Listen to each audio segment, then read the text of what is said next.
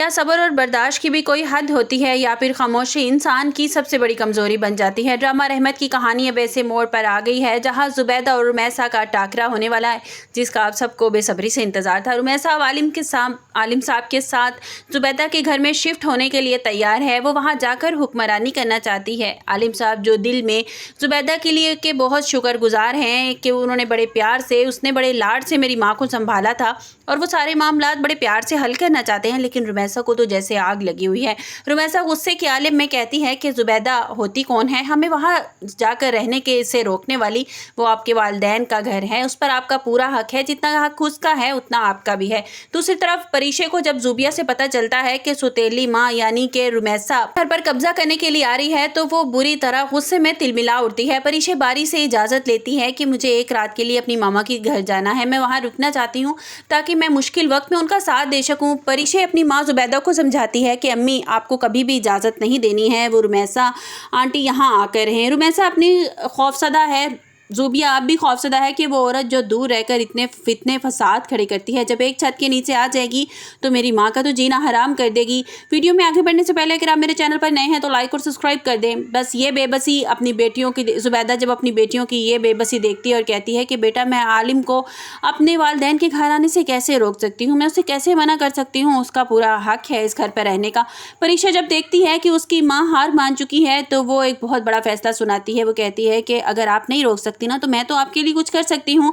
मैं आपको और जूबी को यहाँ से ले जाऊँगी और आपको एक अलहदा किराए के घर में शिफ्ट कर दूँगी और अपनी माँ को मैं यूँ ज़िल्लत में यूँ परेशान होता दरबदर होता नहीं देख सकती। मैं जानती हूँ अच्छी तरह रुमैसा को कि वो किस तरह की खसलत की मालिक है। जुबैदा को मानना पड़ता है कि कहती है, जुबैदा का मानना है कि जो नसीब में लिखा है वो हो कर रहता है। घर की दीवारों से वो इतनी अटैच है, वो इतनी जुड़ी हुई है कि हर घर का हर एक कोना उसको अपनी सास की याद दिलाता है। वो अपनी सास को बिल्कुल अपनी माँ की तरह समझती थी। जुबैदा तो जैसे एक पल का भी इंतज़ार नहीं करती और वो अगले ही दिन सारा सामान लेकर आलिम साहब के साथ जुबैदा के घर पहुँच जाती है। आते ही वो अपना हक जताना शुरू कर देती है और आलिम साहब से कहती है, परीशे और अलीज़े का कमरा अब से मेरे बेटों का होगा, हम दोनों अम्मा जी के कमरे में शिफ्ट हो जाएंगे। रुमैसा की ये डटाई देखकर जुबिया के होश उड़ जाते हैं। वो अभी आई हैं और पूरे घर पर सेटिंग करने का ऑर्डर दे रही हैं। रुमैसा अंदर जाती है ताकि जुबिया का सामान निकाल कर एक छोटे से कमरे में फेंक सके और पूरे घर पर कब्जा कर सके। जुबैदा सब कुछ खामोशी से देख रही थी। इसे उम्मीद थी कि आलिम साहब इसे इस जिल्लत से बचाएंगे, मगर रुमैसा के सामने तो उनकी एक नहीं चलती। वो बिल्कुल भीगी बिल्ली बन जाते हैं रुमैसा के सामने। रुमैसा अपनी माँ से, जुबिया अपनी माँ से कहती है कि अम्मी मैंने आपसे कहा था ना कि इनको इजाज़त मत दें, देखा इन्होंने आते ही घर को जहन्नम बना दिया है। जुबैदा अपनी बेटी को तसल्ली देती है कि अल्लाह मालिक है बेटा, सब्र करो, सब्र का फल मीठा होता है। मगर इसे नहीं पता था कि रुमैसा इनका जीना दोभर कर देगी। दूसरी तरफ अलीज़े के ससुराल में भी हालात बहुत ज़्यादा खुशगवार होते हुए नज़र आ रहे हैं, जहाँ ज़ुहैब सबसे बड़ी जो है हिम्मत बन चुका है। ज़ुहैब अब अलीज़े की फिजियोथेरेपी करवाने में मसरूफ़ है। ज़ोर शोर से उसको डॉक्टर पर लेके जाता है और उसको यकीन है कि एक दिन अपने पैरों पर खड़ी हो जाएगी और उसने थोड़ा थोड़ा चलना शुरू भी कर दिया है। और सबसे अच्छी बात तो ये है कि उसकी सास ने भी उसका साथ देना शुरू कर दिया है। उसकी सास जो है वो अब पसंद करने लगी है अलीज़े को, क्योंकि वो अच्छी तरह जानती है कि उसके बेटे की इसमें खुशी है, उसका बेटा उसको पसंद करता है।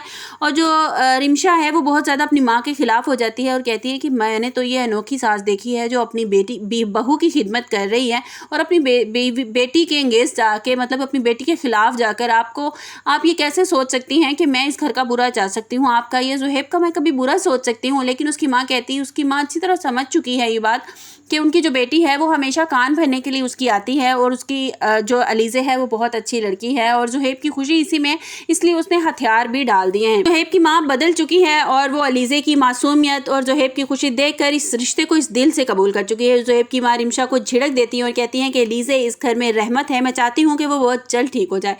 ज़ुहैब को कोशिश रंग ले आएगी और बहुत जल्द अलीज़े जो है भी साखियों का सहारा छोड़कर चलना शुरू कर देगी। अब सवाल ये है कि क्या परीशा अपनी माँ को और रुमैसा के जुल्म से बचा पाएगी और क्या आलिम साहब कभी रुमैसा के सामने खड़े होकर अपनी बीवी जुबैदा को हक दिलवा सकेंगे और क्या रुमैसा जुबैदा को घर से निकाल कर अपनी साजिश में कामयाब हो जाएगी या खुद ही जलील होकर वहाँ से निकल जाएगी। ड्रामा रहमत की कहानी ऐसे मोड़ पर है, मोहब्बत और नफरत आमने सामने आ गए हैं। आपको मेरी वीडियो कैसी लगी कमेंट्स बॉक्स में अपनी कीमती राय का इजहार ज़रूर कीजिएगा। मिलते हैं एक नई वीडियो के साथ, अपना बहुत सा ख्याल रखिए।